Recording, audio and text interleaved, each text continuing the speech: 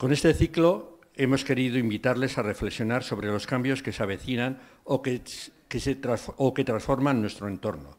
Por ejemplo, la inteligencia artificial, el calentamiento global y las energías alternativas, entre otros muchos. Hoy tengo el honor de contar con la presencia del doctor Antón Digona Arizmendi, médico neurólogo, socio y colaborador frecuente de la Sociedad Landázuri, conocido por muchos de los que estáis aquí presentes. Su conocimiento y experiencia en el campo médico nos brindarán una valiosa perspectiva sobre uno de los temas más relevantes de la actualidad, la inteligencia artificial en el futuro de la medicina. La inteligencia artificial se ha convertido en un elemento omnipresente en nuestras vidas y su influencia en la medicina es un área fascinante y llena de posibilidades. El doctor Digón nos guiará a través de las innovaciones y desafíos que la inteligencia artificial plantea para la atención médica. Al final de la conferencia tendremos una sesión de preguntas y respuestas. Sin más preámbulos, cedo la palabra al doctor Antón Digón.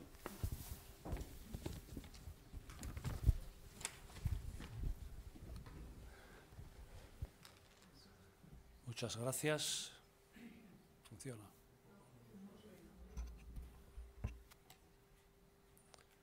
¿Se me oye? Bien. No voy a negar que estoy un poco cohibido porque yo he venido a todas las sesiones de este ciclo y es la primera vez que esto se llena y hasta hay gente de pie. Evidentemente no me hago ni la menor ilusión de que eso sea por el atractivo del ponente, que es un perfecto desconocido en estas lides. Pero, bueno, en el tranvía uno no suele oír hablar de inteligencia artificial, de cambio climático, pero tengo cita con el radiólogo, tengo un resultado de un escáner, tengo unas cifras de tensión, de eso se oye mucho, ¿no? Y entonces entiendo que es el tema el que atrae el que atrae o les ha traído aquí. En realidad, cuando la Sociedad Landázuri me encargó esto, lo que me encargó fue que buscara a alguien que diera esta conferencia. Pero aún me quedan conexiones de mis tiempos médicos y los que consulté me dijeron que no hay gente que hable de eso. Los que han venido por aquí, alguno que otro de Madrid, vienen a hablar de la inteligencia artificial en la gestión sanitaria, que yo pensé que no interesaría demasiado. Y, por ejemplo, la revista de medicina clínica más conocida del mundo, que es el New England Journal of Medicine, está haciendo una serie sobre inteligencia artificial y el editor confesaba lo que le estaba costando encontrar expertos para hablar en esos temas. Hay mucha gente haciendo cosas concretas, pero quizá que no tengan una visión general. Con todo esto casi les estoy diciendo que tienen ustedes aquí a un ponente poco cualificado, pero que lo ha intentado. He estado leyendo mucho, he estado estudiando, me ha interesado y espero contarles algo que les interese. No digo que les vaya a entretener, pero uno no viene a este tipo de charlas a entretenerse, sino a informarse. Entonces vamos a ver si eso lo conseguimos. La inteligencia artificial, como nos ha dicho Pedro, sí es una de las cosas que está en este momento muy en boga. Hay una muy reciente encuesta de unos miles de médicos americanos que el 56% creen que en los próximos años la mayoría de sus decisiones clínicas las tomarán utilizando herramientas de inteligencia artificial. O sea que parece que es un asunto prometedor, aunque sí también se nota que las cosas que ya se están haciendo está costando introducirlas en el sistema. El sistema tiene resistencias a estas novedades. Bueno, ¿de qué inteligencia artificial voy a hablar? Yo me arma un cierto lío porque uno lee cosas y la gente parece que habla de cosas diferentes y me he hecho un esquema para andar por casa que no sé qué les parecerá, pero se lo presento. tres formas de entender la inteligencia artificial. La inteligencia superior sería una forma de inteligencia que se llegaría a crear muy superior a la inteligencia humana. Es esa de la que se habla con miedo, de que un día nos va a dominar y nos va a utilizar como nosotros utilizamos a seres de menor inteligencia, como los animales, que se hará autónoma y estaremos a su merced. Pero bueno, es curioso que hay una línea de pensamiento con la que me he encontrado que dice que tenemos el deber ético de buscar esta inteligencia porque los humanos tenemos muchos problemas sin resolver. Enfermedades que no sabemos curar, el cambio climático, la obtención de energía limpia, abundante, y que una inteligencia superior a la nuestra, si la pudiéramos crear, nos solucionaría muchos de estos problemas. Deber ético de crearla.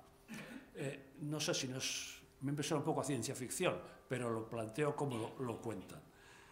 La inteligencia general es la que habitualmente se refiere a inteligencia como la nuestra, es decir, crear seres que sean como uno de nosotros. Hay una polémica sobre si eso es posible, si para ser como un ser humano se puede ser con el frío y seco silicio y no hace falta el húmedo y caliente carbono con un corazón que lata y unas tripas que se muevan, y solo así se puede ser un ser humano, que lo otro ni se nos parecerá.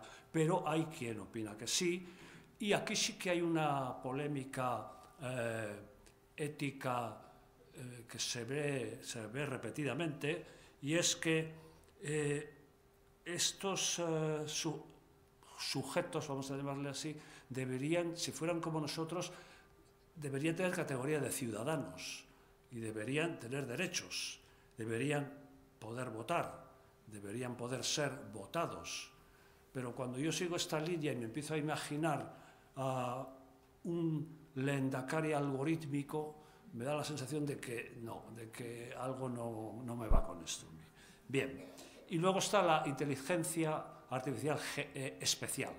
La especial es la que existe hasta ahora, en este momento, que es la que se dedica a solucionar problemas específicos, pueden ser banales, como jugar al ajedrez, más interesantes, como el pronóstico del tiempo, los coches autónomos, y bueno, en medicina es donde realmente se está utilizando, se empieza a utilizar bastante y se está investigando mucho, y es lo que nos trae hoy aquí. Y entonces dentro de la medicina me he encontrado que hay tantas cosas en las que entra la inteligencia artificial que he seleccionado las cosas que me interesaban a mí, espero que a ustedes también algo, y he eliminado pues muchas otras. Entonces no voy a hablar, por ejemplo, de gestión hospitalaria, hay mucho sobre esto. Las citas nos las acabará dando un sistema, no una señorita detrás de un teléfono, sino un sistema inteligente, y todo el tema económico, todo eso, de eso no voy a hablar. Sobre la privacidad hay mucho escrito porque la inteligencia artificial que maneja tantos datos, están los datos por ahí, en nubes, y entonces todo el tema de cómo mantener la privacidad de nuestros datos personales es todo otro tema del que se habla mucho y que yo voy a evitar. También se habla, algo les he dicho, de la ética, porque estos sistemas toman decisiones y toman decisiones que nos afectan y toman decisiones según unos principios que en realidad hemos introducido nosotros, aunque a veces no nos damos cuenta bien de qué estamos metiendo allí. Todo otro tema de la inteligencia artificial. Los sesgos, relacionado con lo anterior, uno puede hacer instrumentos, herramientas de inteligencia artificial, pero que se basen en poblaciones sesgadas, no incluir a minorías, no meter a mujeres, ese tipo de cosas que al final pueden dar resultados sesgados y sobre eso se está trabajando mucho para evitarlo. En la investigación se usa mucho, permite, hoy en día ya hasta estos sistemas están proponiendo estudios y en el caso extremo se han visto trabajos médicos inventados por un sistema en que no hay quien se dé cuenta de que aquello es un invento y los datos no son reales. Entonces, de hecho, muchas revistas empiezan ya a pedir a los autores que especifiquen mucho cuánto ha intervenido la inteligencia artificial en el manuscrito que les presentan. Y tengo entendido que hay alguna revista que ya ha incluido en la lista de autores a una herramienta de inteligencia artificial como uno de los autores. Parece un poco raro, pero así es. No voy a hablar tampoco de neuroprótesis, todas esas cosas que se habla, que permiten andar a los paralíticos, que permiten comunicarse por actividad cerebral pura a través de sistemas. De esto tampoco voy a hablar, pero es otro de los temas que salen, y menos aún del transhumanismo. No sé si les suena, hay una corriente que dice que llegará un día en que nuestra mente se incorporará a un sistema digital donde estará comunicado con toda la sabiduría del mundo y además será inmortal, metido en ese sistema. Yo cuando oigo esto me suelo, si paso por la Plaza de la Virgen Blanca, me acuerdo de aquellos que quisieron ser como dioses y vino San Miguel con la espada flamígera y los echó al infierno. Pero de esto se escribe, o sea que tengo dudas de que nunca exista, pero ahí está. De esto no voy a hablar. Entonces, al final diremos eso, entonces, ¿de qué va a hablar este señor? Si no va a hablar de lo interesante. Pues voy a hablar de cosas que me han gustado mucho más relacionadas con la práctica diaria de la medicina. Y espero que también a ustedes les resulte más cercano, ¿no? En realidad todo esto está empezando. En el año 70 se escribía que para el año 2000, en muchos terrenos, la inteligencia artificial reemplazaría las actividades intelectuales de los médicos. Y eso no ha pasado. Entonces, todavía los médicos tienen que usar su inteligencia, pero sí es verdad que empieza a haber sistemas que funcionan muy bien y que están poniendo nerviosos a algunos médicos. Bien. Antes de entrar en esto, en los temas concretos, hablo de esto del Big Data.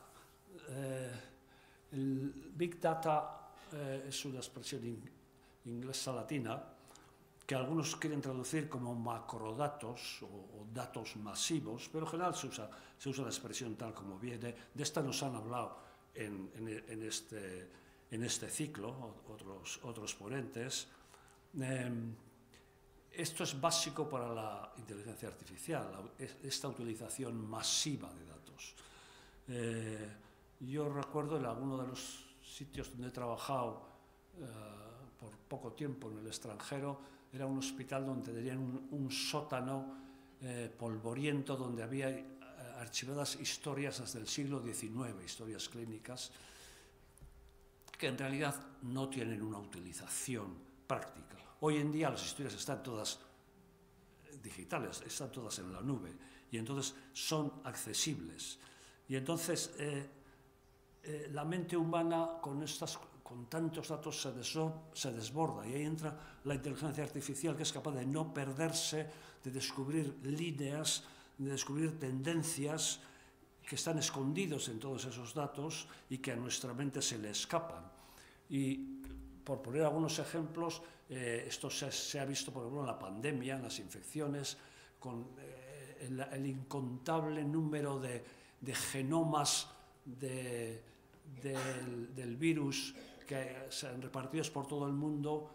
La inteligencia artificial ha conseguido hacer unos árboles genealógicos, unos seguimientos geográficos. Todo esto se ha hecho con eso. por ejemplo, también en la prevención por las mascarillas, el confinamiento, todo eso, qué efecto ha tenido, y lo ha tenido, que últimamente parece que hay gente que empieza a dudarlo. Esto se ha visto mucho también a través de técnicas de inteligencia artificial. El valorar procedimientos médicos, por ejemplo, el screening de mama, ¿esto disminuye la mortalidad, sí o no? Es una cosa que se hace a tanta gente que es muy difícil analizar las cifras para llegar a la conclusión de que realmente está sirviendo desde el punto de vista de sanidad pública. También aquí interviene esa capacidad de la inteligencia artificial de los big data, de manejar tantos datos. Bien, entonces empiezo con algunas cosas más sencillas, como es, por ejemplo, el intercambio de datos. Yo hice la transición de escribir a mano todo, la famosa caligrafía de los médicos, a escribirlo en un teclado. No sé a ustedes qué impresión, si les parecía mejor o peor ir al médico y que estuviera escribiendo, mirándoles, o estuviera todo el tiempo mirando al teclado. A algunos les parecía como más distante, ¿verdad? Aunque he visto que ahora los jóvenes han aprendido la escritura ciega y entonces le están mirando a uno y mientras escriben, o sea que han avanzado sobre mi nivel. Entonces yo trabajaba en el Hospital Santiago y obtener datos de Txagorritxu a veces era complicado, pero ahora ya todo está unido en el UA. Pero si les pasa algo en Benidorm, a lo mejor no es tan fácil el que lleguen los datos, o hace falta enviar informes escritos y cosas así. Se dice que con la inteligencia artificial, digamos, acabaremos todos teniendo acceso a todo, lo cual suena un poco así, pero bueno, y aquí habrá el problema de la privacidad de los datos. Si todo está ahí abierto para todos, tendrá que haber sistemas, y se está trabajando mucho en sistemas en que guarden al individuo de ser observado por cualquiera. Otro tema, así de entrada, es la actualización de información, eso que los médicos llamamos estar al día. Reconozco que esto fue una de mis obsesiones profesionales y siempre vivida con una cierta sensación de culpabilidad. No dedicaba todo el tiempo que debiera al estudio.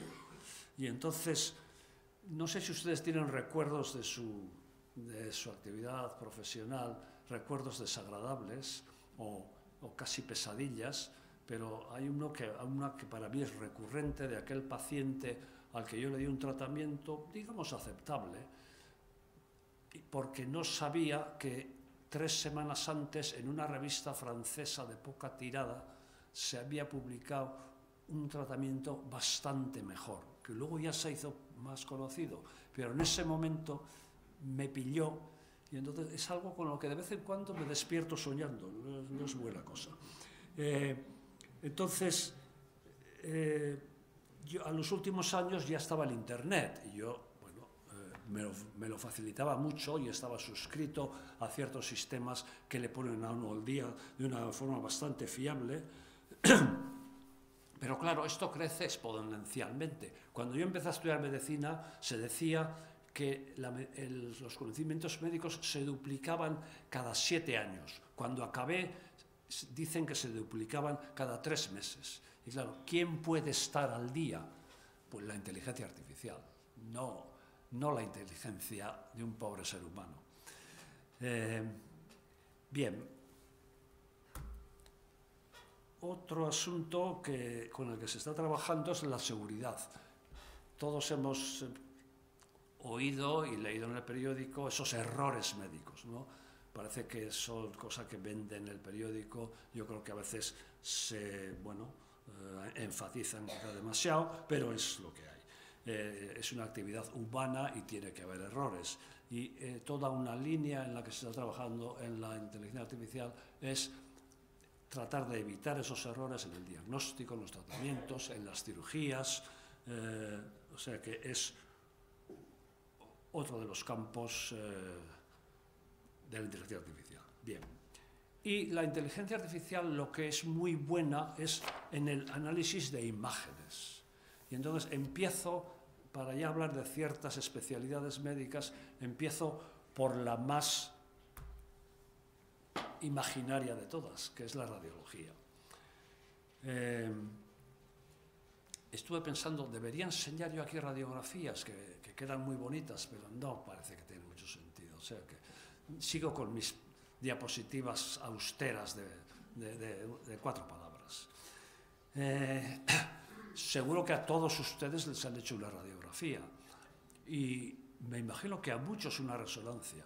Es posible que si yo quisiera saber a mano alzada cuántas resonancias, sería más rápido que levantaran los que no les han hecho una resonancia, que serían unos poquitos. Entonces, yo en mi carrera profesional manejé las imágenes de celuloide, ¿se acuerdan ustedes? Se ponían en el negatoscopio y allí se veía. Ahora todo está digitalizado, todo está en la nube y claro, la inteligencia artificial puede acceder a todo eso, por una parte a incontables radiografías y por otra puede examinarlas píxel a píxel con un detalle que el ojo humano no puede. Y por eso quizás es por lo que donde más se está empezando a usar la inteligencia artificial es en la radiología.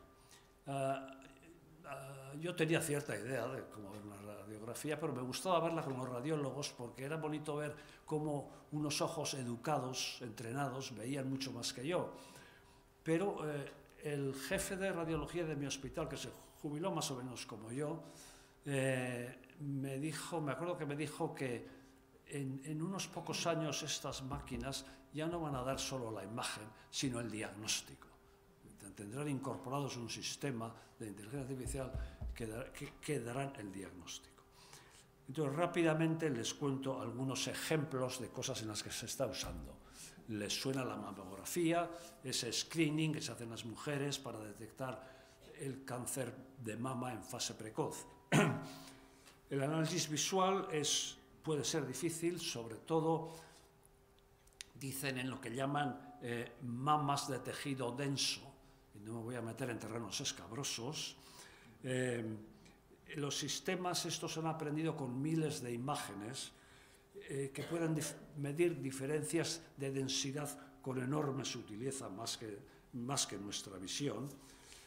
Y entonces, de esta manera se están, por una parte, reduciendo las dudas en estas mamografías difíciles, hay menos dudosas, y se está reduciendo mucho esa temible llamada en que le llaman a la señora, tiene que volver, que hay que repetir la prueba y que puede suponer unos días de bastante angustia. O sea que es uno de los terrenos en que se está utilizando. También se está utilizando en los nódulos pulmonares. ¿Les suena eso de me han visto una mancha en el pulmón? Pues eso puede ser muchas cosas, buenas y malas, y no siempre está claro, y a veces para aclararlo hacen falta pruebas incluso bastante agresivas. La inteligencia artificial está mejorando mucho esa discriminación y hay sistemas comerciales, de hecho, que ven estas cosas con más fiabilidad que un radiólogo. El distinguir aquellas manchas en las que hay que ir más a fondo. Otro tema que igual les sonará menos, pero ahora se está poniendo de moda últimamente las calcificaciones. Las arterias coronarias, que son las del corazón, se calcifican cuando se van poniendo viejas y un poco estrechas. Y esto ahora se está viendo cada vez más que tiene una relación con el riesgo de tener infartos. Y el problema es que las radiografías normales no ven esto. Hay que hacer un escáner y es complicado, en ciertas personas gustaría hacer un screening, pues ya hay unos sistemas que con ecografía, saben ustedes, ultrasonidos, que es una cosa inocua y sencilla, combinados, los ultrasonidos tradicionales el radiólogo no ve calcio, pero la inteligencia artificial sí, y entonces es otro campo en el que se está trabajando. En términos generales, todo esto hoy por hoy es un apoyo visual para el radiólogo. No le sustituyen, sino que le ayudan.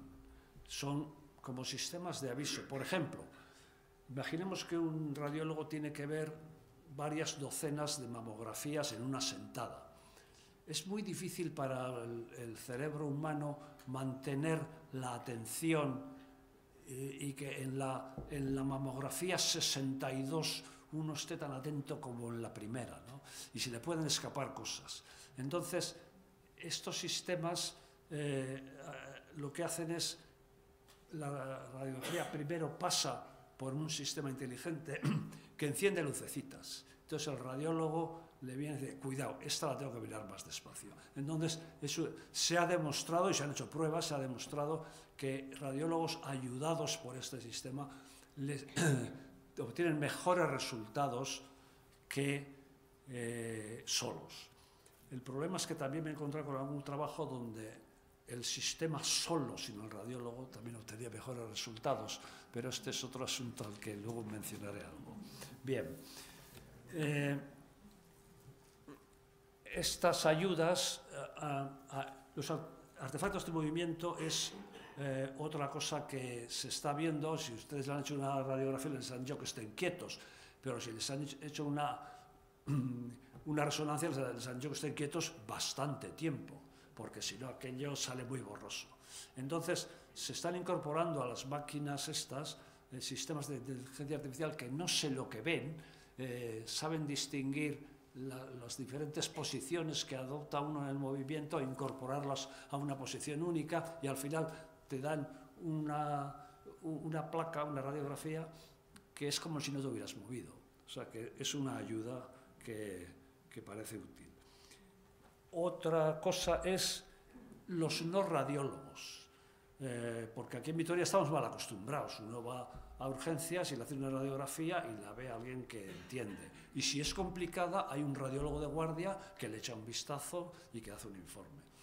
Eso no pasa en todos los hospitales, y entonces se están incorporando sistemas en los que el chavalito residente que le toca de guardia esa noche pues se encuentra con una radiografía complicada y un sistema de inteligencia artificial le da muy buena información. Esto está estudiado, de hecho, y han visto que funciona casi tan bien como si estuviera el radiólogo profesional allí presente. O sea que es un avance. Y luego se está yendo hacia los sistemas de integración, que es incorporar la radiografía, más las previas, más datos clínicos, analíticas y más cosas. Y entonces, con todo eso, que el programa acabe dando, digamos, un diagnóstico, unas orientaciones de manejo clínico. Dicen que estos sistemas están ya en un horizonte próximo, este tipo de sistemas integrados. ¿Se imaginan ustedes que hay radiólogos que se sienten un poco amenazados por todas estas cosas, en su identidad profesional, en su autonomía?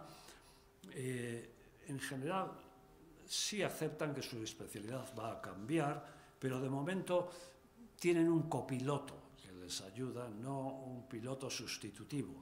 Pero no me resisto a citar, porque lo he oído recientemente, a un experto americano que ha dicho: deberíamos ya acabar con el MIR de radiología, porque a estos chicos y chicas que les estamos formando ahora, dentro de pocos años van a estar sin trabajo, ya no van a ser ellos los que interpreten la radiología. No lo sé, no sé si eso es cierto o no, pero bien, bueno, les he dado una idea sobre la especialidad en la que más se usa. Pasamos a otra también muy visual, que es la oftalmología. Es muy visual y esto no es un juego de palabras. Si ustedes van al oftalmólogo, les mira con esas maquinitas por el ojo. Se mira directamente, pero muchas veces también se filma o se proyecta en pantalla, que hoy en día ya casi todo suele ser así. Y entonces, como en todo, aquí también hay cosas que los oftalmólogos empiezan a ver peor que los sistemas inteligentes. Una cosa, por ejemplo, la retinopatía diabética. ¿Les suena? Es una enfermedad frecuente que afecta a las arterias de varias partes del organismo y también a las arterias de la vista. En el fondo del ojo, sobre la retina, hay una red arterial que es la que alimenta a la retina. Y entonces la tercera parte de los diabéticos tienen algún problema en esas arterias y un 7% aproximadamente llegan a la ceguera debido a eso. Los oftalmólogos lo estudian, tratan de predecir, porque se puede hacer cosas con tratamientos específicos en aquellas personas que tienen alto riesgo de ceguera, pero son interpretaciones sutiles y con mucha carga de trabajo.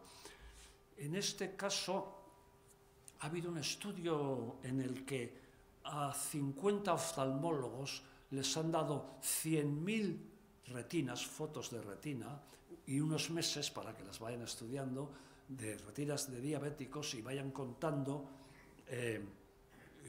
cuál es su impresión sobre el riesgo visual que tienen esas personas. Y a la vez les han dado esas 100.000 retinas a un sistema inteligente que ha ido aprendiendo con los oftalmólogos. Y al final resulta que es al menos tan bueno como ellos a la hora de predecir si esa persona tiene un alto riesgo visual. Lo cual me hace pensar que es posible que llegue un día en el que vayamos al centro de salud, los diabéticos vayan, miren a una maquinita inteligente que decida cómo está la situación y sea ella la que decida si tiene que ir al oftalmólogo a hacer más cosas o aquello va bien y no hay que tocarlo más. Es posible que acabemos en eso. Menciono solo de pasada la degeneración macular, que es una cosa que nos pasa de mayores, la enfermedad, que es una degeneración de la edad, en la que la mácula es la zona de la retina que tiene la visión más precisa, y es esa la que empieza a degenerar y se pierde mucha vista. Es otro campo en el que los sistemas inteligentes empiezan a poder anticipar las cosas mejor que los oftalmólogos. Otro asunto es el glaucoma, saben ustedes, ese aumento de tensión ocular. Dado el número de personas que hay aquí, 2 o 3 por lo menos tienen que tener glaucoma, porque la estadística en las poblaciones siempre se cumple. Entonces, es difícil decidir quién le basta con un tratamiento, unas gotas, quién requiere una intervención, o incluso quién, hágase lo que se haga, se va a quedar ciego. Parece ser, se tiene la impresión de que hay personas con glaucoma que se van a quedar ciegos, hágase lo que se haga. Entonces, este terreno está menos trabajado, pero están en ello, están desarrollando sistemas que incorporan la visión del ojo en visiones sucesivas, estudio genético, familiar, estilo de vida y tal, y con eso hacen una predicción de evolución, que en algunos casos, en algún esto que he leído, el sistema les decía, esta persona se va a quedar ciega. Y claro, eso es algo que, bueno, se supone que vivimos en una cultura en la que queremos que nos digan esas cosas, que tengamos la información, por dura que sea, de cuál es nuestro futuro y que nos digan, bueno, prepárate para tu ceguera, que es inevitable. Bien, pero eso este es otro asunto. Y luego está este es un concepto que lo incluyo aquí porque es donde más ha trabajado, pero que es más general. La retina está considerada como una ventana a varios aspectos de nuestra salud. Por una parte les he dicho que se ven ahí arterias, pero claro, arterias hay ahí y en todo el organismo. Entonces pudiera ser que esas arterias nos den una pista de cómo están las otras, las que nos dan los ictus, los infartos, los infartos. Y por otra parte, la retina en realidad es tejido cerebral proyectado hacia adelante. Y entonces también pudiera ser que el tejido de la retina nos dé información sobre cómo está nuestro cerebro. En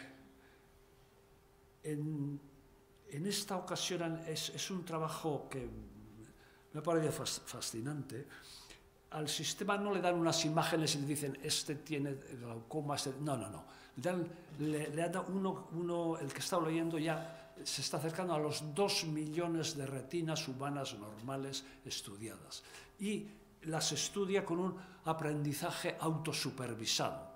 Él va aprendiendo lo que ve. Y al final se hace una idea, iba a decir personal, pero no está bien aplicada la palabra, se hace una idea de cómo es una retina humana. Y eso es lo que llaman el modelo fundacional. Ya tiene su modelo. La retina humana es así. Y entonces, una vez que ya ha aprendido eso, le enseñan, por ejemplo, a ver, estas retinas, muchas menos, estos han tenido un infarto de miocardio, estas no. ¿Ves diferencias? Pues las ven. El oftalmólogo no, pero esta máquina las ve. Su modelo fundacional es suficientemente sutil como para ver esas cosas. O estos han tenido o tienen la enfermedad de Parkinson, estos no, pues lo ve. Y empiezan a predecir, por ejemplo, el Parkinson con algunos años de anticipación. O empiezan a avisar, este señor no ha tenido todavía un infarto, pues tiene altísimo riesgo de tenerlo, porque los que tienen retinas así tienen infartos. Y esto nos... por ejemplo, una cosa que distingue, que eso asombraba a los oftalmólogos, distingue si es un hombre o una mujer. Ningún oftalmólogo puede hacer eso, da una retina y son iguales. Pues no. Este sistema sabe si es una retina de un hombre o de una mujer. El problema es que no se sabe por qué. Es decir, los oftalmólogos allí no ven nada y no saben qué ve el sistema. Y ese es un asunto del que se ha hablado mucho también, el que se utiliza a veces la expresión la caja negra, que estos sistemas son como una caja negra que tienen su mecanismo interior que no sabemos cómo funcionan, pero sabemos que funcionan porque aciertan. Y entonces es una cosa que algunos eticistas están poniendo muchas pegas a todo esto, en el sentido de que para tomar decisiones que afecten a una persona, esa persona tiene derecho a saber cuál ha sido el razonamiento, cuál ha sido la fundamentación científica para que se tomen esas decisiones. Y resulta que aquí no sabemos. Eso es una caja negra. Está pasando sin que lo entendamos y no se le puede preguntar. Entonces, bien, dejo eso ahí, pero ya ven ustedes cómo está avanzando el asunto. Bien, otra especialidad visual, que es la dermatología, la piel. Se trabaja mucho en la detección precoz del cáncer de piel. A ustedes hablar del melanoma, ¿no? el más grave cáncer de piel, que suelen ser pigmentados, es decir, manchas en la piel que o salen de nuevo o son manchas que uno tiene y que de repente cambian y cambian de carácter. Es importante detectar esto pronto porque si se coge enseguida, cuando es muy localizado, generalmente la cosa va bien, pero si se ha extendido, en 5 años el 70% de los que lo tienen están muertos, o sea que esto es importante. Yo recuerdo haber leído hace ya algunos años en uno de esos libros de consejos para vida sana, que una vez al año deberíamos coger a una persona de confianza para que nos examine nuestra piel centímetro a centímetro. Tendrá que ser de mucha confianza, desde luego. Y vaya sabiendo qué manchas tenemos, incluso ahora con los móviles fotografiándolas, ver si cambian.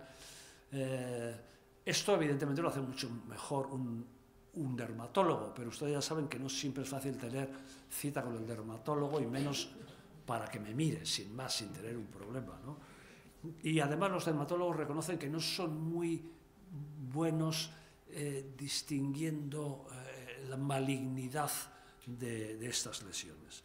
Y entonces la inteligencia artificial puede examinar la piel, la foto digital de la piel, píxel a píxel, mirar miles de manchas de piel y aprender. De hecho, esto se está haciendo, y estas son las iniciales inglesas de una cosa que llaman la Colaboración Internacional de Imágenes de la Piel, que tiene ya muchísimas fotografías analizadas de lesiones cutáneas, benignas y malignas, y es como una especie de escuela a la que van a aprender todos estos sistemas que se están haciendo de inteligencia artificial. Es open source, que llaman, está abierto, y entonces los sistemas van allí y aprenden cómo a distinguir una cosa de otra. Cada vez dicen que los sistemas lo van aprendiendo mejor, cada vez son más fiables, incluso han descubierto, bueno, ya se tenía una idea, pero algo que me ha hecho gracia, y es que una lesión puede ser, pues no tiene tan mala pinta, pero que el sistema mira todas las demás manchas del cuerpo de esa persona y dice, ya, pero comparada con las otras, esto es un patito feo, es bastante más feo que las otras, cuidado con esta, biopsiarla, mirarla. Bueno, es una manera de hacerlo. Se llegará un día en el que entraremos una vez al año en una cabina iluminada, llena de cámaras, nos desnudaremos, nos fotografiará toda la piel, incluso nos pedirá que adoptemos posturas innobles para no perder ningún centímetro, y hará un mapa que periódicamente se irá renovando de nuestra piel para detectar precozmente cualquier cosa. Pues no lo sé. Y una cosa más de la piel, de lo que sí se habla es de la teledermatología, que llevaremos un móvil con una aplicación inteligente, y el dermatólogo nos dirá, a ver, estas dos manchas, cada 6 meses abre la aplicación, enséñasela, y esa aplicación deducirá cómo va aquello y estará comunicada con el sistema central de Osakidetza y nos llegará una citación para el dermatólogo si le ha parecido que no está muy bien. Bueno, pues es otro posible futuro. Bien, una especialidad más, que es la cardiología. A todos ustedes les han hecho alguna vez algún electrocardiograma. Eso es la primera prueba que se hace para ver cómo funciona el corazón. Los médicos solemos ver algo en esas rayitas, los cardiólogos ven mucho más, y la inteligencia artificial también se intenta colar en este terreno. En las máquinas de electrocardiografía desde hace años ya tienen, a veces, algunas de ellas, sale con un pequeño informe de lo que ven allí. Si me permiten una anécdota personal, cuando yo me jubilé, mi médico de familia me dijo que en su protocolo le faltaba mi electrocardiograma, y entonces un atardecer me lo hicieron, y la máquina dijo que estaba teniendo un infarto. Entonces yo le decía al oye, pero mírame, o sea, yo no estoy teniendo un infarto. Oye, insistía en que fuera a urgencias y yo me resistía, entre otras cosas porque enseguida había un concierto de flauta que es mi instrumento y no me lo quería perder. Y entonces llegué a un acuerdo con él en que bueno, iría a la mañana siguiente a donde un amigo cardiólogo. No le gustó nada, pero bueno, accedió. El cardiólogo me lo explicó, claro, es que tú eres un tipo alto, delgado, desgarbado, con un corazón que llaman en gota, y esto hace que este trazado tenga y por eso la máquina se equivoca. Dicen que ya hay sistemas de inteligencia artificial que no se equivocan en eso, Es decir, que le dan mi electro y lo dicen, ¿esto qué? Es un señor alto, delgado y esgalichado, ¿verdad? Pues sí, pues eso. Este es el electro típico normal. O sea que esto se va a mejorar. Comento así solo porque es frecuente. La fibrilación auricular le suena una arritmia que puede dar embolias y puede dar ictus. Asunto complicado, que supongo que aquí habrá alguno que estará tomando Sintrón o ese tipo de anticoagulantes para evitar esto.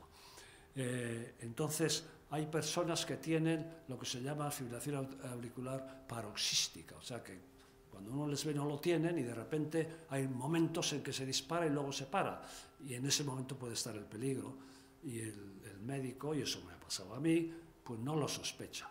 Yo al final me ponía muy pelmazo y los cardiólogos me decían que ya está bien, oye, que no hay nada, pero no me fiaba de que no estuviera ante un caso así, ¿no? Acabo de ver que hay un sistema de inteligencia artificial que ve el electrocardiograma normal y analiza cosas que un cardiólogo no puede ver, de décimas de milímetro de diferencia de esto y del otro, y anuncia con mucha probabilidad, esta persona probablemente tiene episodios de taquicardia paroxística, o sea que se está mejorando hoy. Claro que esto ahora se está llegando a otros sistemas que son los del control a distancia, es decir, llevar un reloj o llevar otros sistemas en los cuales uno está, digamos, su corazón está bajo control continuo, o sea que sería más sencillo. Y luego dicen que va a llegar algo que a mí me hubiera gustado, la auscultación. Hombre, yo como neurólogo no necesitaba auscultar tanto, porque aunque a veces nos parezca que tenemos dentro de la cabeza un torbellino ruidoso, eso no mete ruido, no se puede auscultar. El corazón sí. Entonces, yo no tenía demasiado buen oído, me parecía a mí, pero iba siempre a los cardiólogos cuando había alguna cosa rara. Entonces dicen que ya hay unos sistemas que, claro, analizar un sonido, que es lo que se oye, el ruido normal del corazón más los soplos que puedas haber añadidos, medido con la precisión de la frecuencia, de la duración en milisegundos, que todo eso permite mucha más información que la que el más educado de los cardiólogos pueda tener. O sea que es posible que un día vayamos a la consulta del cardiólogo y en vez de hacer ese ritual tan bonito de ponerse el fonendoscopio, ponerlo en el corazón, cerrar los ojos para concentrarse, pues lo que hará es nos pegará aquí una cosa y se sentará delante de una pantalla que le dará mucha más información de la que él podría obtener simplemente con su oído. Igual va a ser una pena que desaparezca esa imagen tan tradicional del médico con su bata blanca y su fonendo al cuello, pero bueno, es así. Bien, esto era lo más fácil. Ahora entro en algo un poco más árido, a ver si lo hago rapidito, que es lo que se llama la medicina personalizada. Esto seguro que les suena, es lo que se lleva ahora. Ya no van a ser los tratamientos a todos lo mismo, sino que analizando a cada persona en detalle se podrá saber cuál de las posibles medicinas es la que le corresponde, a qué dosis, qué efectos secundarios específicos de esa persona se pueden esperar. Todo ese asunto está ahora muy en candelero, y no solo por inteligencia artificial, sino que es... Pero también aquí la inteligencia artificial está entrando en esta medicina personalizada. Nuestra salud depende de esas cosas, los genes, nuestra conducta a lo largo de la vida y el medio y sus agresiones. Entonces se empieza a conseguir la genómica sobre todo se está estudiando la parte de los genes, ¿no? La genómica, que es lo que estudia eso, está permitiendo conseguir, por ejemplo, el predecir la susceptibilidad. Esta persona tiene un alto riesgo de tal cosa. Igual han oído hablar de aquella actriz de cine que tenía una variante genética que le hacía muy susceptible al cáncer de mama y se operó las dos mamas estando sana. Bueno, ese tipo de cosas es lo que están llegando. Por ejemplo, dejar de reaccionar cuando llegan las cosas y anticiparse con la prevención es otra cosa que se espera de la medicina personalizada. La prescripción, como les decía, más efectiva, evitar efectos secundarios que se pueden anticipar en algunas personas, y eso de la prueba y error, vamos a darle esto y a ver si funciona, pues no, ahora vamos por un otro, que todo eso se podrá reducir mucho. Un factor importante en todo esto es que, claro, el genoma humano cuando se hizo, que se tardó 10 años y costó 3.000 millones de dólares, y ahora se puede hacer un genoma humano en 5 horas por unos cientos de euros. Es decir, esto ha progresado de una manera asombrosa.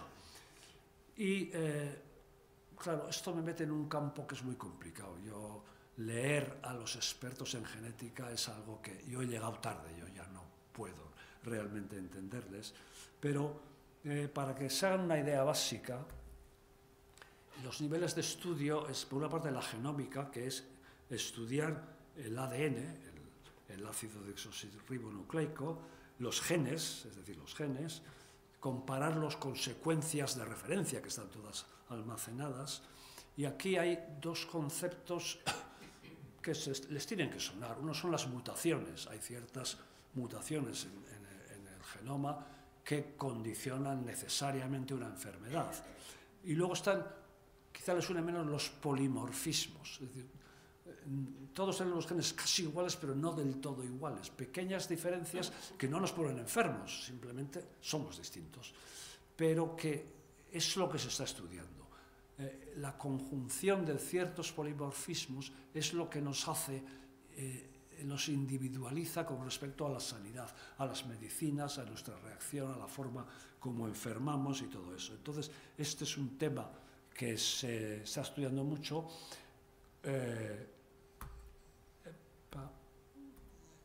Las nanopartículas, no, esto me he pasado de, perdone, ¿qué he hecho yo aquí? Eso es, la transcriptómica es los genes se activan y esto seguro que les suena después de la pandemia, envían el ácido ribonucleico a la célula para sintetizar proteínas. Todas las vacunas que nos han puesto de la COVID eran de ácido ribonucleico. Entonces, analizar los ácidos ribonucleicos es otra manera de ver exactamente cómo está reaccionando esa persona, qué genes se están activando ante una situación determinada. Y la última es la proteómica, que ya estudia directamente las proteínas que se están sintetizando en las células. Todo esto, se pueden imaginar, implica un manejo de cantidades ingentes de información, de material, que son totalmente inabarcables para la mente humana. O sea que eso está muy indicado para la inteligencia artificial.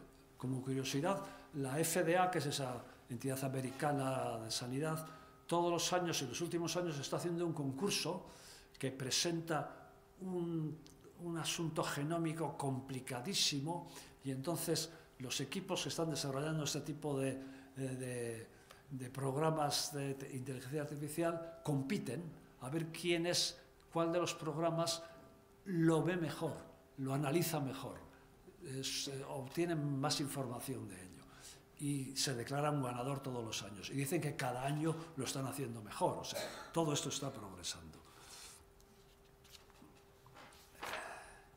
Bien.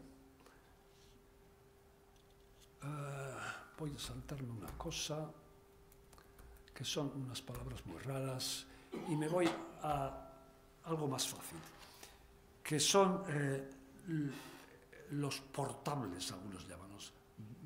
Es una palabra quizá difícil de pronunciar, wearables,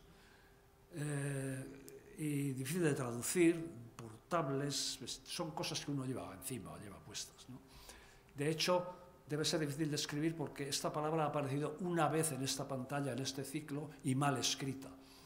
Y yo, como soy un poco quisquilloso, pues la he querido escribir bien. Bien, así se escribe.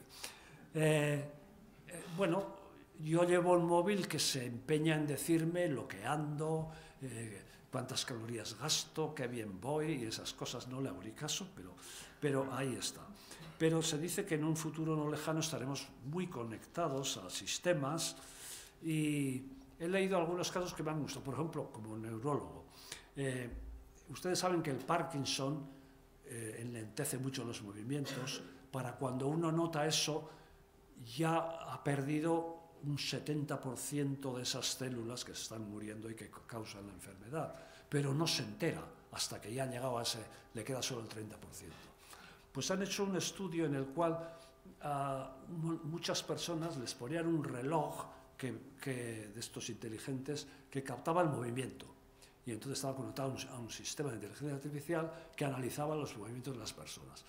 Y ese sistema ha detectado un grupo de personas que se movían diferente, que tenían un movimiento distinto, más lento. Han ido donde ellas y no, a mí no me pasa nada, yo me muevo como siempre. Y les están siguiendo y están empezando a desarrollar la enfermedad de Parkinson. Es decir, este sistema puede analizar el movimiento de una manera que antes de que ya dé una clínica evidente, cuando ya se están perdiendo las células, pero no lo sabe ni el que las pierde, el sistema lo puede analizar. Me ha parecido algo interesante. Por ejemplo, se está utilizando también en el control de la diabetes. No eso de pincharse el dedo y a ver cuánta insulina me pongo, no. Llevar un sistema incorporado que tiene como dos mini agujitas. Una está en contacto con el medio interno y sabe cómo está la glucosa, y la otra con una bombita de insulina, y todas esas con el móvil, con una aplicación inteligente, y entonces mirando cómo está aquello, le echa los chutes de insulina y la mantiene pues casi como si su páncreas, que es el que segrega la insulina, funcionara casi normal, ¿no? Esto se está haciendo y se está viendo que tiene efecto, es decir, que esas personas sí evolucionan mejor que las que hacen el sistema clásico de cada varias horas me mido y me meto la insulina. Entonces, también se ha dicho, como les he comentado, que llevaremos algo, en vez de la tarjeta sanitaria, algo mucho más complejo, que nos analizará muchas cosas y que estará conectado a un sistema. Pero hay como imaginación, hay mucha. He leído autores que dicen, no, dentro de un tiempo a todo niño recién nacido le colocarán subcutáneamente un sensor. Ese sensor, al estar dentro de la parte líquida, por decir así, del organismo, tendrá información de todo su análisis de sangre, de sus hormonas si suben y bajan, de sus movimientos, su respiración, los latidos cardíacos, todo estará ahí estudiado continuamente. Y eso se enviará o estará en contacto con un sujeto virtual. Es decir, Osakidetza tendrá en el aire, en la nube, un sujeto con mi nombre y apellidos, un avatar que llaman ahora, que contendrá todo mi genoma, todas mis propensiones, toda mi historia personal, y estará recibiendo continuamente información de todo lo que está pasando en mi organismo. O sea, seremos una especie de experimento ambulante continuo. Y bueno, pues no lo sé. Yo no sé si esto es algo fantástico o es una versión casi terrorífica? Porque claro, estos sistemas que miden, que están a millones de personas y analizan, me podrán decir, no, la gente como tú, con estas características, estudiaba a 17 millones como tú, y si no tienes un accidente o una infección inesperada, tú te mueres a los 78 de un infarto. Y vale, pues el hado de los griegos parece que va a volver con un pequeño chip que nos van a meter debajo de la piel. Bueno, voy acercándome al final, porque de esto tengo que hablar, claro. En este ciclo hubo una persona que dijo que todo el mundo de la informática se divide en dos fases.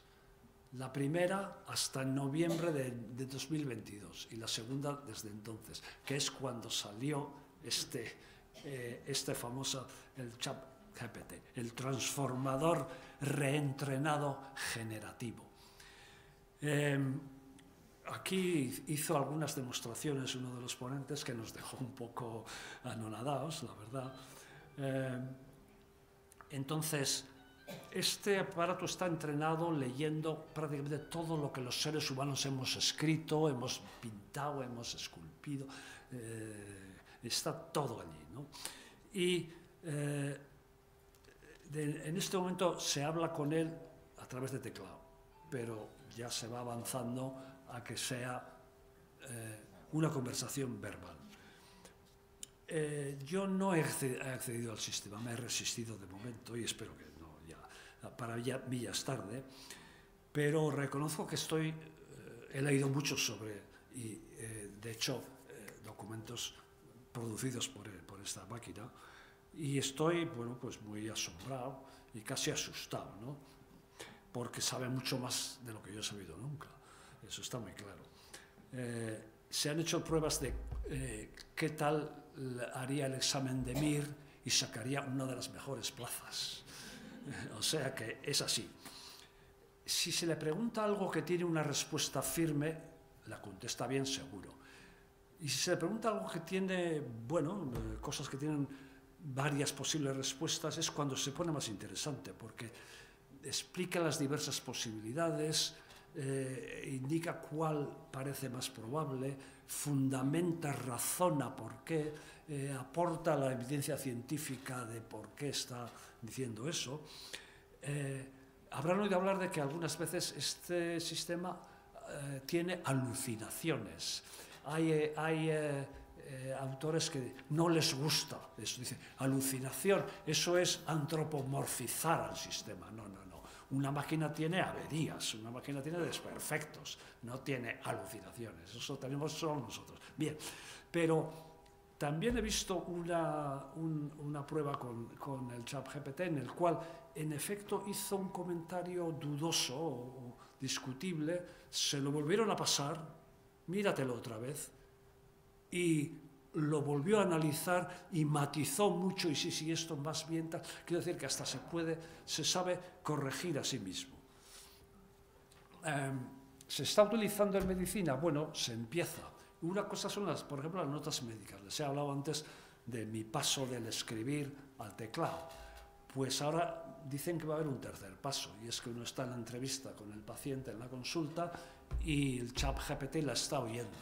Y cuando se va el paciente le dicen, escribe la historia. Y dicen que escribe un resumen impecable de todo lo que se ha dicho, y además en un formato muy utilizable desde el punto de vista informático.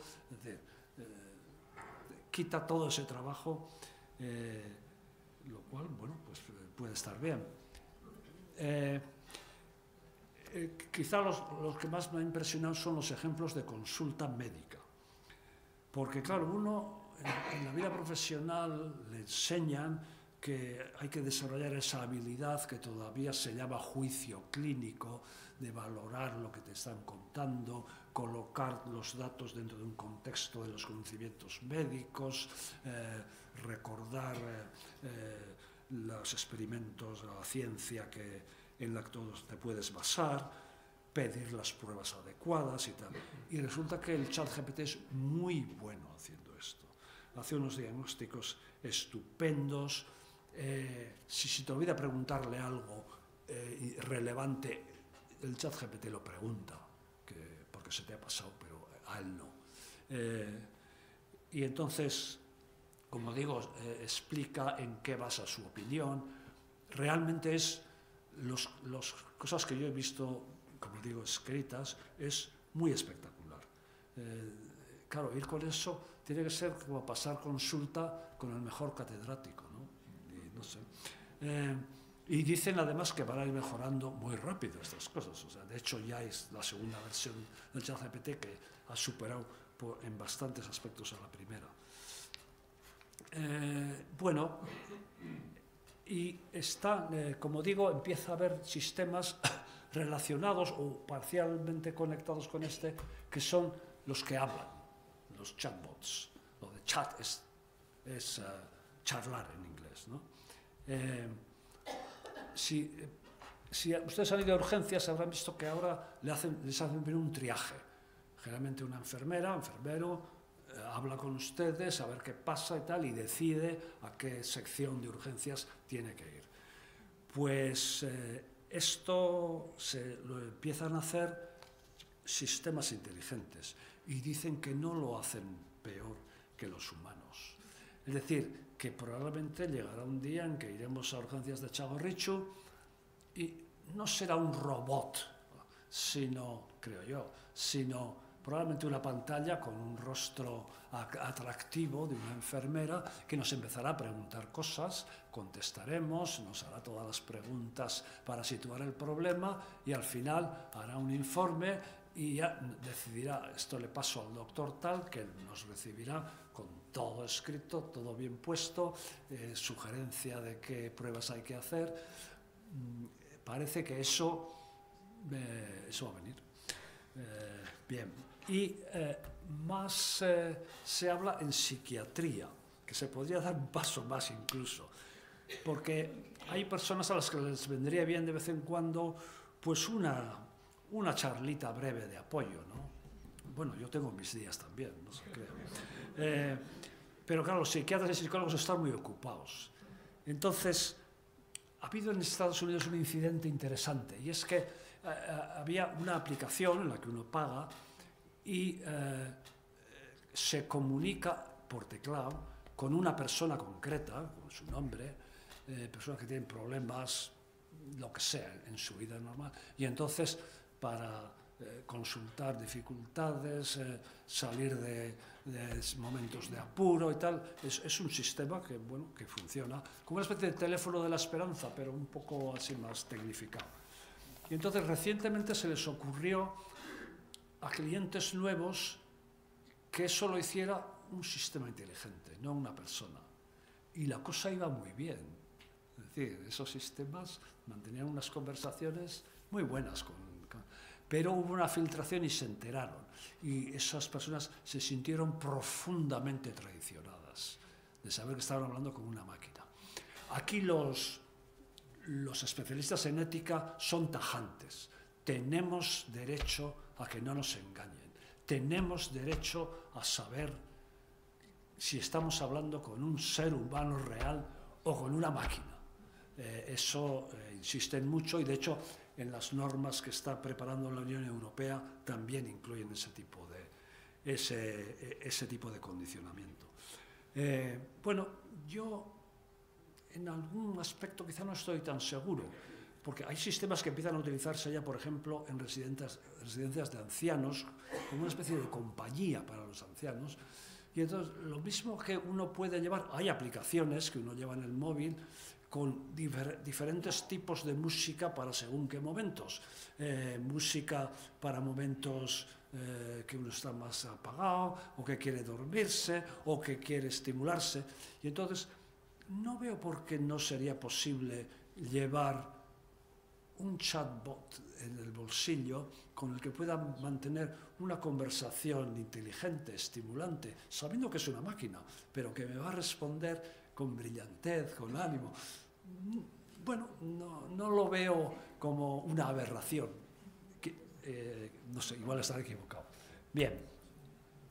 En todo caso, se insiste en que estos sistemas son una mera herramienta que el sanitario utilizará en su actividad, pero que no le va a sustituir al sanitario. Hay facultades de medicina que están intentando bregar con este asunto y por lo que leo están un poco desconcertados, porque claro, el modelo de enseñanza de medicina se complica mucho, yo creo, si el estudiante desde el primer año tiene un chatbot que se sabe toda la medicina.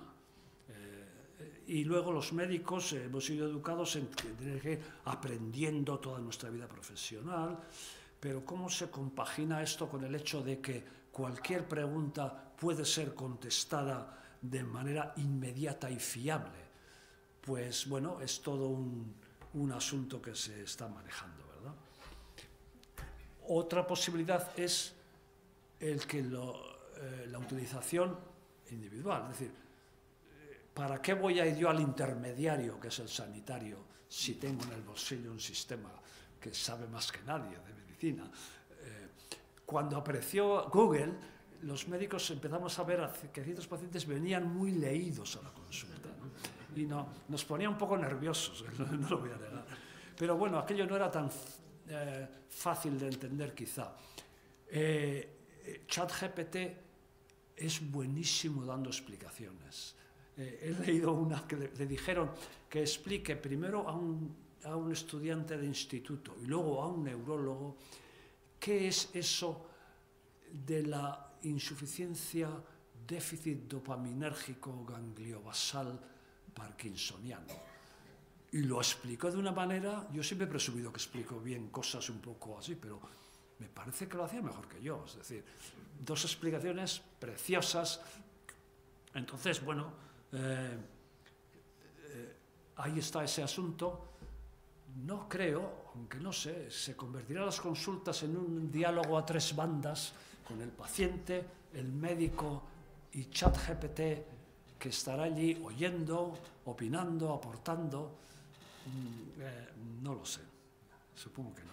Bueno, y voy terminando. Es el tema de la responsabilidad. ¿Quién es responsable de los posibles errores que cometan estos sistemas? Igual han oído hablar ustedes, ha comentado mucho el caso de un joven belga que le preguntó, yo creo que tendría que tener problemas personales, le preguntó a ChatGPT, dada la situación del cambio climático, ¿qué es lo que yo como individuo puedo hacer para mejorarlo? Y la respuesta fue, el problema fundamental es la superpoblación del planeta. Lo mejor que puedes hacer es quitarte de en medio. Y se suicidó. Pues el chico se suicidó. Entonces, no hay a quien pedir responsabilidad. En Internet ha habido gente que ha fomentado el suicidio y sí se les ha llevado a juicio y se les ha condenado. Pero a ChatGPT, porque diga eso, pues no se sabe quién es el responsable, ¿no? Yo, de todos modos, creo que cuando un profesional de la salud use estos sistemas, seguirá siendo personalmente responsable de las decisiones que tome, de los consejos que dé. Yo creo que eso tendrá que seguir siendo así. Bien, entonces, igual les he dado, espero, una idea de qué se está haciendo, a dónde puede ir. Llego al final. Viendo la edad media de los que estamos aquí, probablemente a nosotros esto no nos va a afectar mucho. Se dice que va a tardar, o sea, en notarse en la consulta, en el día a día sanitario, unos 20 años. En 20 años todavía no vamos a estar hablando con máquinas, no. Eso es lo que dicen, ¿verdad? Pero bueno, hay quien ha calculado que va a eliminar hasta la tercera parte de las profesiones sanitarias, los empleos en sanidad. En general se piensa que no sustituirá a los clínicos en gran escala, sino que los clínicos se moverán hacia aspectos más de aptitud humana, como la empatía, la persuasión, la visión de conjunto. Quizá los que pierdan su empleo sean los que se resistan a utilizar esto. Esto habrá que usarlo. E incluso se ha dicho que llegará un día en el que a un sanitario que no utilice esto, por principio, pongamos, se le podrá acusar de prestar una atención sanitaria inadecuada, es decir, de negligencia profesional, por no usar algo que iba a mejorar su práctica sanitaria. Si ustedes tienen hijos, o más bien nietos, que están en época de elegir profesión, se dice que hoy en día tienen que plantearse elegir una profesión a prueba de inteligencia artificial, es decir, que no vaya a desaparecer dentro de poco. Y paradójicamente dicen que las profesiones más artísticas y creativas son las más amenazadas. Alguno de los que has hablado en este ciclo no parecía estar de acuerdo y hablaba del inimitable ingenio de la mente humana, pero yo tengo mis dudas.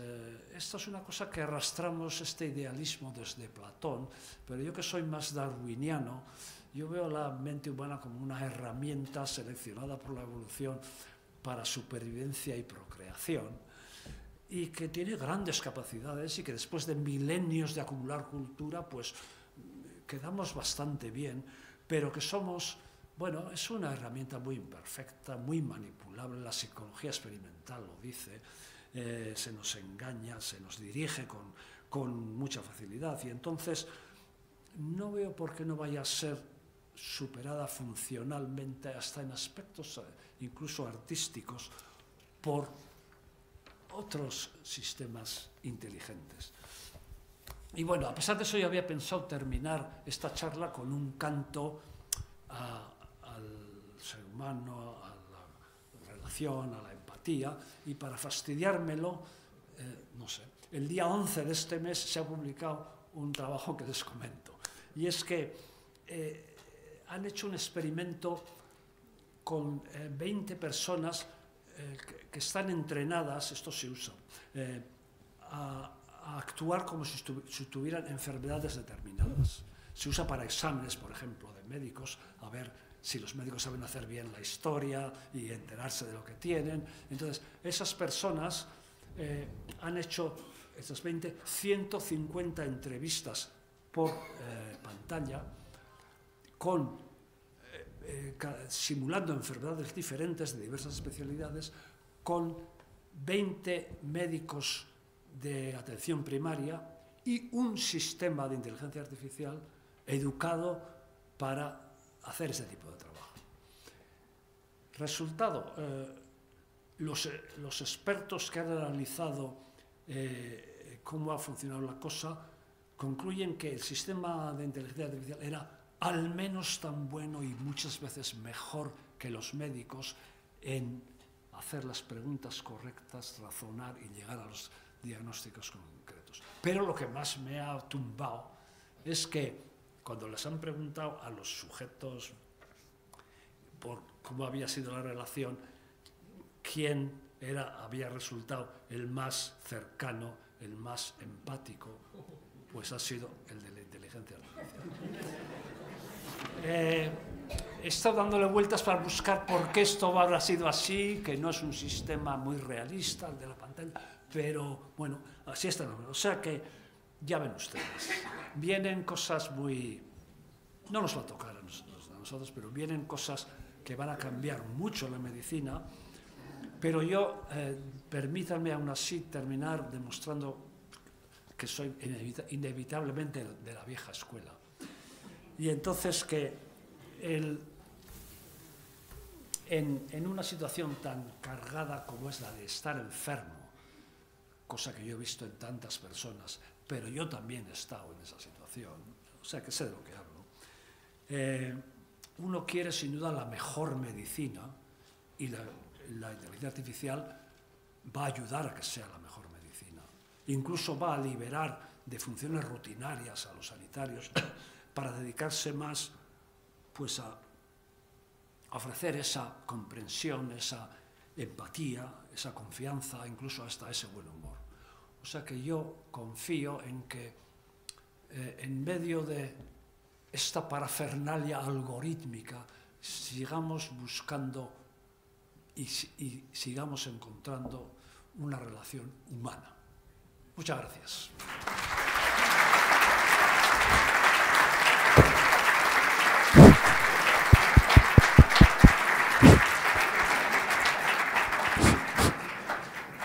Bueno, después de esta magnífica intervención, ¿alguna pregunta por parte del público?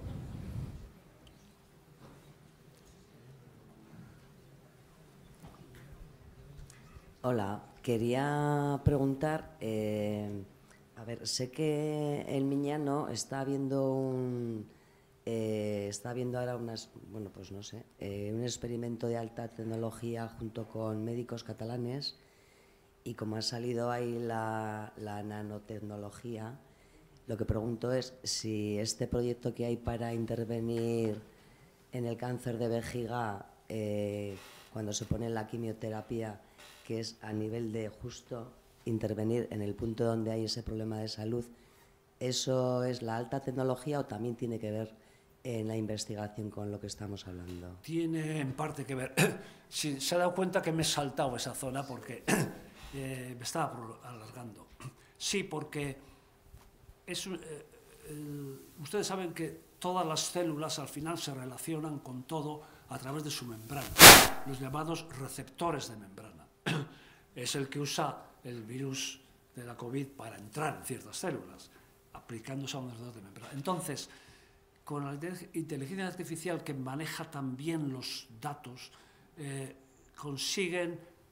ayuda mucho a analizar la membrana de las células, en este caso malignas, ver exactamente cómo son y, más difícil todavía, diseñar otras moléculas que se adapten exactamente a esas membranas, a esas puertas de entrada. Y entonces cargan a esas sustancias con un producto específico, en este caso anticanceroso, y saben que van a ir y unirse como una llave a la cerradura solo a esas células. Es un sistema que está empezando, pero en el que la inteligencia artificial está funcionando mucho, sí. No conozco el caso catalán, pero vamos, es algo que está ahí. Sí. Bueno, están haciendo en Vitoria, lo que pasa es que también intervienen médicos de aquí y médicos catalanes. Bien. Esto todavía no nos lo van a poner en Osakidetza, pero... Bueno, no ahora, pero sí, pero ya sí. tienen ese nivel de tecnología, ¿no? Muy bien.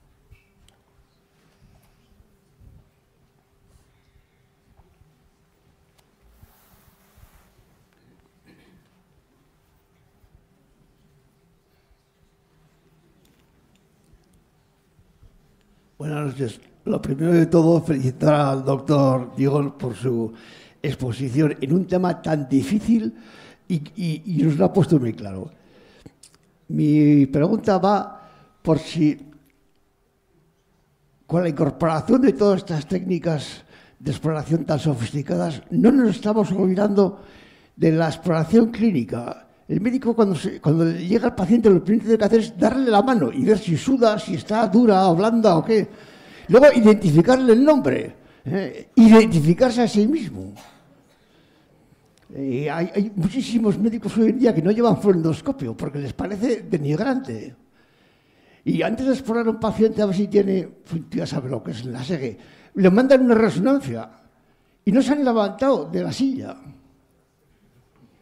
Bueno, y creo que estas no sé, buenas prácticas antiguas no deben desaparecer. Es un asunto que se ha comentado mucho en el mundo médico.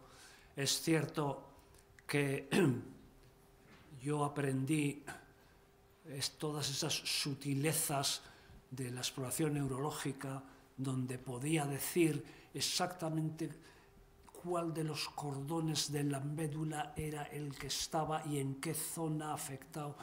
Y eso sin duda tiene mucho mérito, y yo quedaba muy bien ante mis residentes, pero claro, luego venía la resonancia y ya estaba. Entonces, hay un asunto que sí, es cierto que la exploración tradicional está bajando mucho, pero supongo que eso es inevitable. He comentado el hecho de que antes los cardiólogos auscultan muy bien, pero cuando les traigan el aparato que ausculte mejor que ellos, pues ¿qué van a hacer? Pues dejar de auscultar. No sé, va a cambiar, va a cambiar. ¿Alguna pregunta más? Bueno, pues con esto despedimos el ciclo sobre el tema de los futuros. Muchas gracias por su asistencia.